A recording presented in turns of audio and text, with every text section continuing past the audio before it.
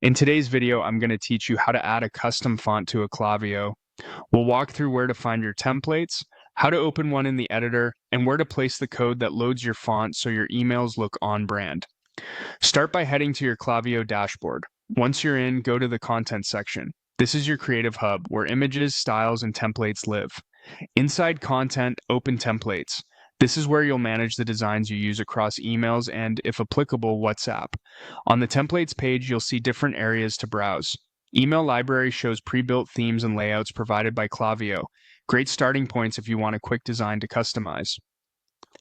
Email. Save displays templates you or your team have already created and saved, which is ideal if you're updating an existing design with your new font. WhatsApp. Saved is specifically for WhatsApp templates.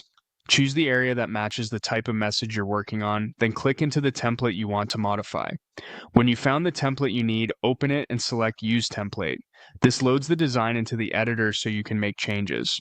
From here, switch to the HTML view. You'll see the full code behind your template. Don't worry if you're not a developer, you're mainly pasting a small standardized snippet to load your font and then telling the template to use it. This is where you add the HTML and CSS for your font. If you're using a web-hosted font, include its reference in the head of the document, either a link to the font provider or a style block with an @font_face rule that points to your font files over HTTPS. After the font is defined, apply it with a font family declaration to the body, headings, or specific text blocks to control where it appears. Always include sensible fallback fonts, such as a common serif or sans serif, so your message still looks polished in clients that don't support custom web fonts. A quick note on email client behavior. Not every inbox will display web fonts. Many popular clients will, but some will default to your fallback.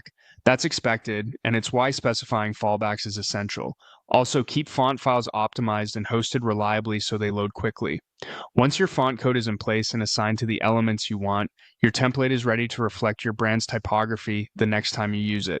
And that's the complete process for adding a custom font in Klaviyo, from finding your template to updating the HTML with the font code.